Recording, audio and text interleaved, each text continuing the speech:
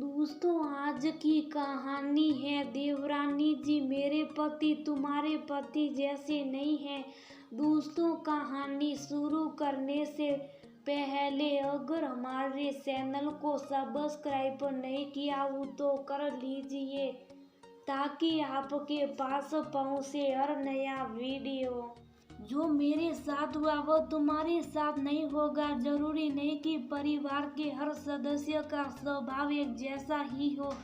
क्या हमारे हाथों की 500 उंगलियां एक जैसी होती हैं? तुमने ये कैसे सोच लिया कि दोनों भाई एक जैसे होंगे? संगीता अपनी नई देवरानी कनक से बोल रही थी।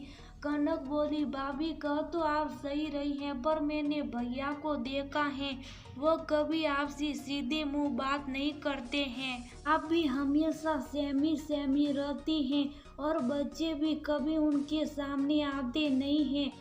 आखिर हैं तो दोनों भाई ही, फिर व्यवहार में भिन्नता कैसे होगी? यही बात सोच कर मेरा मन घबराता है। संगीता बोली, ऐसा नहीं है कि सभी भाई बहन एक जैसे ही होते हैं। मानती हूँ बच्चे अपने माता पिता के ऊपर ही जाते, इस मामले में ये ससुर जी के ऊपर गए हैं। भगवान उनकी आत्मा को शांति दे। उनका स्वभाव तीव्र और गुस्से किस्म का था। वही माँ जी शांत स्वभाव की है। देवर जी ने माँ जी का स्वभाव दिया है, इसलिए तुम निश्चित रहो। कनक बोली, पुरुषों का स्वभाव बदलते मौसम के जैसा होता। जाने इसका स्वभाव भी कहीं आगे चलकर बदल ना जाए, कौन कह सकता है। संगीता बोली, हाँ ये बात तो तुम सही कह रही हो। पुरुष तो दिखाने के लिए अपनी पत्नी पर जोर आजमाते, उन्हें लगता है ये करने से वह बाहुबली कहलाएंगे। कनक बोली, भाभी आखिर पुरुष में ये क्यों सोचते हैं कि स्त्री पर जोर जबरदस्ती करके उनके मन को नहीं जीता जा सकता है? वो क्यों नहीं समझते कि स्त्री को प्यार और अपनेपन से जीता जा सकता है? क्या पुरुषों को दुनिया में सबसे कमजोर उनकी पत्नी ही लगती है? तभी तो सबके सामने वो अपना पुरुषत्व साबित करने में लगे रहते हैं। संगीता बोली, छोड़ो इन बातों को, तुम अपनी नई जिंदगी की शुरुआत कर रही हो। कभी अगर देवर जी तेज आवाज में बोले तो तुम उस समय थोड़ा शीतल बन जाना, बाद में अपनी बातों को उनके सामने रखना, वो समझ जाएंगे। गृहस्थ जीवन में दोनों की एक दूसरे के प्रति जिम्मेदारी होती है। आशा करती हूँ तुम अपनी जिम्मेदारी पूरी निष्ठा से निभाएगी और मैं तो सदा तुम्हारे साथ हूँ। कनक को अभी आए हुए महीने ही खुश हुए थे। जेठानी ने बड़ी बहन की तरह उसे संभाला था। शाम में कनक का पति रोन आया, बोला, और बताओ तुम्हें अपना नया घर कैसा लग रहा? किसी किस्म की परेशानी तो नहीं? भाभी से तुम्हारी अच्छी दोस्ती हो गई होगी।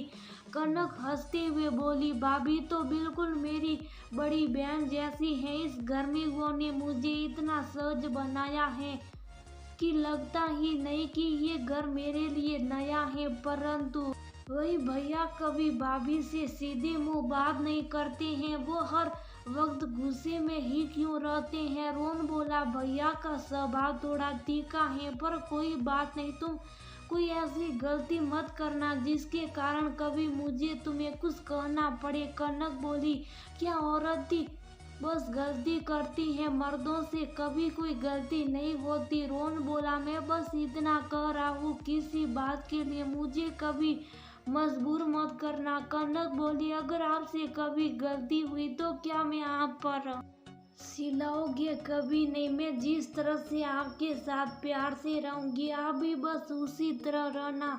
आपके मन में जब भी कोई बात आए खुलकर आप मुझसे कहिएगा तो मैं अपनी गलती सुधार लूंगी। कुछ रोज बाद रोन कनक के लिए कुछ फूल लेकर आया। कनक को फूलों की खुशबू बहुत अच्छी लगती थी। कनक ने कुछ फूल संगीता को दिए और बोली, भाभी इन फूलों को अपने कमरे में रखिएगा। फूलों की खुशबू से मन शांत रहता है, शायद ये भैया पर भी असर करे। और संगीता ने उन फूलों को अपने कमरे में रख दिया। रात में जब रंजत के दफ्तर से कमरे में फूलों की खुशबू से उसके चेहरे पर हल्की सी मुस्कुराहट आई और उसने एक ठंडी सांस ली। पर ये क्या, उसने तुरंत फूलदान उठाया और बाहर फेंकते हुए बोला, ये घर है, कोई बाजार नहीं जो फूलों से सजाया जा रहा। अगर फूलों के बीच में रहना है तो जाओ अपने मायके के बगीचे में बैठो। शोरगुल सुनकर कनक आई और बोली, भैया इसमें भाभी की कोई गलती नहीं है, ये फूल मैंने दिए थे। मैं सोची थी इन फूलों की खुशबू से आपका मन भी शांत होगा, परंतु आपका मन तो आपके दिमाग की तरह हर वक्त गर्म रहता। रंजत रोन से बोला, रोन अपनी पत्नी को काबू में रखो, पतंग की तरह इधर उधर उड़ रही है। इससे पहले हमारे घर में कभी फूल आए थे जो आज फूल सजाए जा रहे हैं। रोहन रंजत से धीरे से बोला, भैया इसमें कनक की कोई गलती नहीं है, उसे फूल पसंद है तो मैं ही उसके लिए लाया था। फूली तो है, इसमें इतना नाराज होने वाली कौन सी बात है। रंजत बोला, तुम्हारे मुंह में भी जुबान आ गई है, अपने बड़े भाई से बहस करते हो क्या, तुम्हारे यही संस्कार है। रोहन चुपचाप सर झुकाए खड़ा रहा। कनक आगे बढ़कर बोली, भैया माफी चाहूंगी, छोटा मुंह बड़ी बात पर आप ये क्यों चाहते हैं कि सब आपकी तरह ही हो जाए। कभी आपने सोचा है कि भाभी के चेहरे पर मुस्कुराहट क्यों नहीं रहती। बच्चे आपको देखते ही अपने कमरे में क्यों चले जाते हैं। ये उनका प्यार नहीं बल्कि आपके लिए डर है। तभी कनक की सास मीना जी कमरे से बाहर आई और बोली, रंजत तुम क्या चाहते हो, जैसा तुम्हारा स्वभाव है वैसे ही घर के हर सदस्य हो जाए। तुम्हारे पिता इस घर में क्या कम थे जो तुम भी उनकी तरह बनना चाहते हो। वह तो चले गए, अपना स्वभाव विरासत में तुम्हें दे गए जो तुम्हारे गृहस्थ जीवन में आग लगा रहा है। बेटा ये बात तुम कब समझोगे।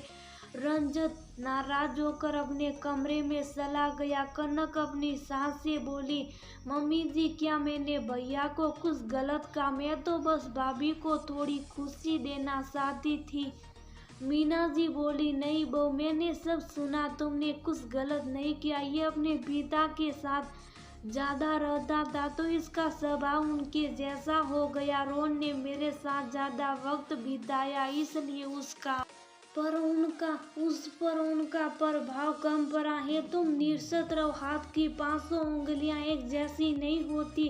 समय बीत रहा था। एक रोज रंजत अपने कमरे में थे। उन्होंने देखा रोहन और कनक आंगन में बैठे एक दूसरे से बातें कर रहे थे और हंस रहे थे। रंजत के चेहरे पर छोटी सी मुस्कुराहट आई और उसने उसे दबा लिया। तभी संगीता कमरे में आई और बोली, क्या देख रहे, वह दोनों एक दूसरे के साथ कितने अच्छे लग रहे। आपको तो याद भी नहीं होगा कि कभी हम दोनों एक दूसरे के साथ ऐसे बैठे होंगे। हमारे रिश्ते में तो आदेश और डर के सिवा कुछ भी नहीं है।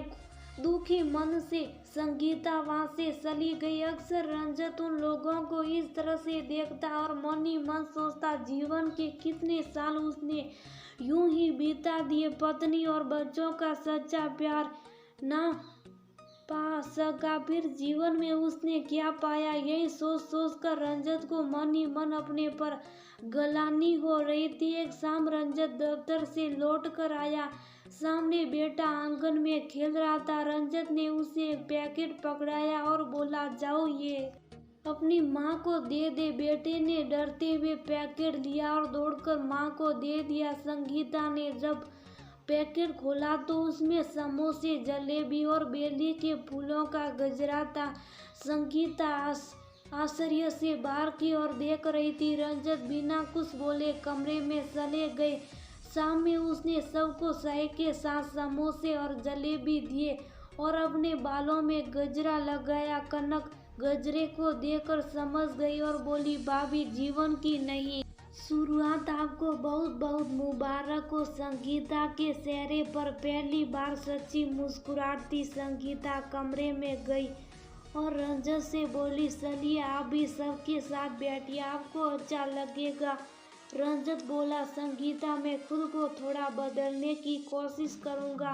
मान्य सच का हाथों की सभी उंगलियां एक बराबर नहीं होती। मैं कितना भी खुद को बदल लूं परंतु तुम्हारे लायक नहीं बन पाऊंगा। मुझे थोड़ा वक्त दो, मैं कोशिश जरूर करूंगा कि मेरी बातों से तुम्हें कभी कोई तकलीफ ना हो। जीवन की अच्छी शुरुआत कभी भी की जा सकती है तो नतीजा भी अच्छा ही आता है। धीरे धीरे रंजत भी परिवार वालों के साथ उठने बैठने लगा। बस अपनी पुरानी आदतों को वह पूरी तरह बदल नहीं पाया। संगीता उतने में ही बहुत खुश थी कि रंजत ने कोशिश की थी और उसने उसका पूरा साथ दिया। आगे चलकर बच्चे और संगीता अपने मन की कुछ बातों को टूटे फूटे शब्दों में भी पर रंजन के सामने कह पाते थे। जीवन का दूसरा अध्याय उसने नई कलम से लिखने का प्रयास किया जो आगे चलकर सफल हुआ। दोस्तों, पति पत्नी का रिश्ता दिया और बातें की तरह होना चाहिए जो एक दूसरे के दर्द और सुख दोनों को बिना बोले समझ सके। पत्नी पर जोर जबरदस्ती आजमा कर कोई भी पुरुष उसके मन को कभी नहीं जीत सकता। औरत को प्रेम और अपनेपन से ही जीता जा सकता है। वही औरतों को भी अपने पतियों की तुलना दूसरे पुरुषों से नहीं करनी चाहिए क्योंकि हर पुरुष एक जैसे नहीं होते।